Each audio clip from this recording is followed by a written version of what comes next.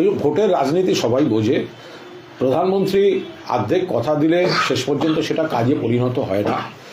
এখন রেল রাজনীতি করতে চাইছেন, হয়তো 2-4টে ট্রেনের কথা বলবেন, শিলান্যাস করবেন, কিন্তু বাংলার মানুষ এবং বিশেষভাবে উত্তরবঙ্গেরও মানুষ জানেন যে রেলমন্ত্রী থাকাকালীন মমতা বন্দ্যোপাধ্যায় পশ্চিমবঙ্গের রেল বিপ্লব করে দিয়েছিলেন। অতীতে বাংলায় রেলকে কাজ করেছেন বরকত গনি খান চৌধুরী, এবং তারপর মমতা বন্দ্যোপাধ্যায় যে আকাশচুম্বী কাজ করেছেন, উত্তরবঙ্গের বিভিন্ন জায়গা থেকে কানেক্টিভিটি বাড়িয়ে দিয়েছেন রেলে। 1 লাখি বালুরঘাট মমতা বন্দ্যোপাধ্যায়ের করা, আবার দক্ষিণে দীঘা তমলুক মমতা বন্দ্যোপাধ্যায়ের করা, উত্তরের জেলাগুলোর সঙ্গে বাংলার অন্যান্য জায়গার যোগাযোগ এবং ভারতবর্ষের অন্য জায়গার যোগাযোগ মমতা বন্দ্যোপাধ্যায় যে রেল বিপ্লব করে দিয়েছেন। সেখানে এই নরেন্দ্র মোদী এসে 4টে নতুন রেলের নাম তুলে শিলান্যাস করা, তাতে বিজেপি মমতা বন্দ্যোপাধ্যায়ের যে উত্তরবঙ্গকে কানেক্ট করার জন্য রেল বিপ্লব, সেটা নরেন্দ্র মোদী এসব নাটক করে ভুলিয়ে দিতে পারবেন না। হিন্দভোটার কাণ্ডে বিজেপি সিএম এর পদত্যাগ চেয়েছেন লেডজি সরকার এবং তরুণরা উন্নাও হাতরাস এইসব কাণ্ডগুলোয়, বিলকিস এইসব কাণ্ডগুলোয় বিজেপির একজন মুখ্যমন্ত্রী একটু পদত্যাগ করে দেখান, তারপরে নয় এগুলো এখানে প্রশ্ন করকে খুন করা হয়েছে। বিলকিসকে শুধু গণধর্ষণ করা হয়নি, তার বাড়িতে গণহত্যা হয়েছে। সেই গণহত্যাকারীদের যাবজ্জীবন কারাদণ্ড দেওয়ার পরেও ছেড়ে দিয়েছিল রাজ্য সরকার, বিজেপির। সুপ্রিম কোর্ট হস্তক্ষেপ করে ঢুকিয়েছে। তা ওই ব্রিজভূষণ এমপি বিজেপির, আমাদের সোনার মেয়ে কুস্তিগির, তাদের শ্লীলতাহানি করেছে। তো কই, তখন তো প্রধানমন্ত্রী ইস্তফা দেননি, একজন এমপি শ্লীলতাহানি অভিযোগ। তো সুতরাং এইসব ছেঁদো কথাগুলো বলার আগে এখানে মমতা বন্দ্যোপাধ্যায় আছেন, নারীরা সুরক্ষিত, বিচ্ছিন্ন কোনো সামাজিক বিকৃতির আপত্তিকর নোংরা কাজ হলে সঙ্গে সঙ্গে পুলিশ ব্যবস্থা নিচ্ছে। বলছি যে বিজেপির সংখ্যালঘু মোর্চার দায়িত্বে আনা হলো আলী হোসেনকে, এবং তাকে সামনে রেখে বিজেপি দাবি করছে যে এবার অন্য কোথাও না, সংখ্যালঘুরা সরাসরি বিজেপিকেই ভোট দেবেন। এর আগে অন্যান্য রাজ্য দিয়েছে, এবার পশ্চিমবঙ্গে এটা দেখা যায়। বৈঠক হয়েছিল সংখ্যালঘু মোর্চার সাথে বিজেপি অফিসে, এই প্রশ্ন। দেখুন, এটা নিয়ে কোনো মন্তব্য করব না, কারণ কার কখন কিসের শখ হয়, কোথায় যায়। এই দলটার স্লোগান ছিল এক ধাক্কা অর দো, বাবরি মসজিদ তোড় দো। তো এই স্লোগানকে হজম করে নিয়ে যারা ওখানে ওদের সঙ্গে সংখ্যালঘু মোর্চায় পদ পাবেন বলে গেছেন, তো তাদের ব্যাপার। তার সঙ্গে সাধারণ সংখ্যালঘুদের বা সুস্থ ভাবনা চিন্তা যাদের আছে, সব ধর্মকে নিয়ে একসঙ্গে চলার এবং উন্নয়নের পথে থাকার, তাদের কোনো সম্পর্ক নেই ওদের সঙ্গে। কলকাতাতে যেখানে সিঙ্গুর আন্দোলনের সময় মমতা বন্দ্যোপাধ্যায় অনশন করেছিলেন, সেখানে প্লাক লাগানো হয়েছে এবং একদম নির্দিষ্ট করে এখানে ইনি অনশন করেছিলেন। কিন্তু দ্রষ্টব্য স্থানগুলোতে এরকম প্লাক লাগানো হয়, এটাকে নিয়ে আসার কারণ ওটা ঐতিহাসিক।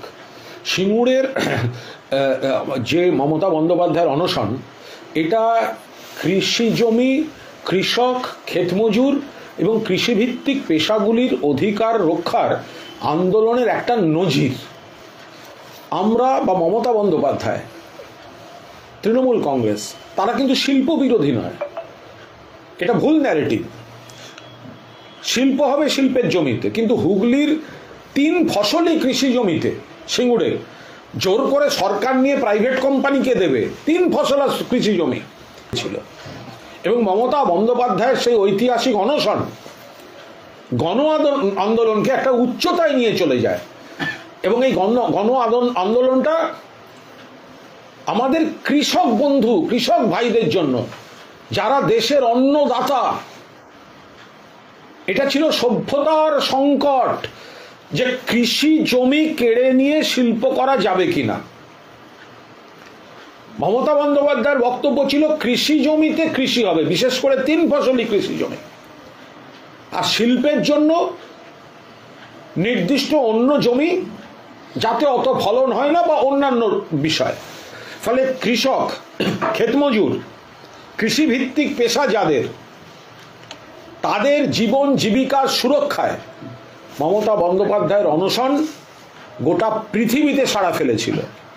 ফলে নিশ্চিতভাবে সেটা একটি উল্লেখযোগ্য ঐতিহাসিক ঘটনা এবং দর্শনীয় স্থান হতেই পারে। বিজেপির তরফে অভিনব কায়দায় বিক্ষোভ দেখানো হয়েছে সল্টলেকের সিপির বাইরে, চপ ভেজে বিক্ষোভ। কজন দেখিয়েছে বিজেপির বিক্ষোভ? আপনারা খবর করার আগে বা প্রশ্ন করার আগে বা সঙ্গের লোক সংখ্যাটা দয়া করে একটু মেনশন করবেন। বিজেপি মিছিল করেছে 37 জন, বিজেপি মিছিল করেছে 102 জন, বিজেপির বিক্ষোভে ছিল 13 জন। এইসব কি? লোক নেই, জন নেই, কয়টা লোক এসে যারা নেতাজির জন্মদিনেও জয় শ্রীরাম বলে, দুর্গাপুজোর সময় জয় শ্রীরাম বলে, কোথায় কি বলতে হয় তাও জানে না। এদের আবার প্রতিবাদ, বাংলার কালচারের সঙ্গে এদের কোনো সম্পর্ক নেই। গোটা দেশের শিল্পটাকে তুলে দিয়েছে, কৃষকদের তুলে দিয়েছে, খনি শ্রমিকদের তুলে দিয়েছে নরেন্দ্র মোদীর সরকার। ফলে শ্রমজীবী, কৃষিজীবী তাদের শত্রু এই বিজেপি, তাদের নেতাদের মুখে এসব মানায় না। এই ভোটের রাজনীতি সবাই বোঝে। প্রধানমন্ত্রী অর্ধেক কথা দিলে শেষ পর্যন্ত সেটা কাজে পরিণত হয় না। এখন রেল রাজনীতি করতে চাইছেন, হয়তো 2-4টে ট্রেনের কথা বলবেন, শিলান্যাস করবেন, কিন্তু বাংলার মানুষ এবং বিশেষভাবে উত্তরবঙ্গেরও মানুষ জানেন যে রেলমন্ত্রী থাকাকালীন মমতা বন্দ্যোপাধ্যায় পশ্চিমবঙ্গের রেল বিপ্লব করে দিয়েছিলেন। অতীতে বাংলায় রেলকে কাজ করেছেন বরকত গনি খান চৌধুরী, এবং তারপর মমতা বন্দ্যোপাধ্যায় যে আকাশচুম্বী কাজ করেছেন, উত্তরবঙ্গের বিভিন্ন জায়গা থেকে কানেক্টিভিটি বাড়িয়ে দিয়েছেন রেলে। 1 লাখি বালুরঘাট মমতা বন্দ্যোপাধ্যায়ের করা, আবার দক্ষিণে দীঘা তমলুক মমতা বন্দ্যোপাধ্যায়ের করা।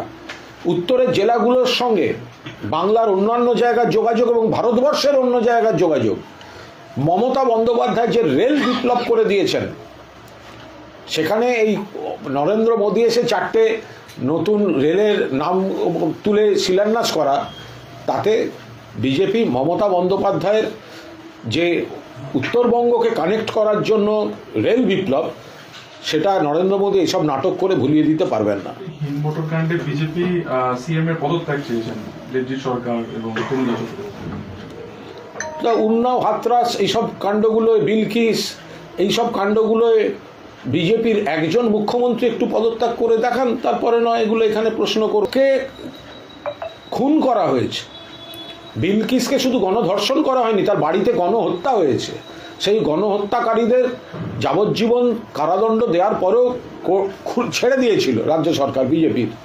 সুপ্রিম কোর্ট হস্তক্ষেপ করে ঢুকিয়েছে। তা ওই ব্রিজভূষণ এমপি বিজেপির, আমাদের সোনার মেয়ে কুস্তিগির, তাদের শ্লীলতাহানি করেছে।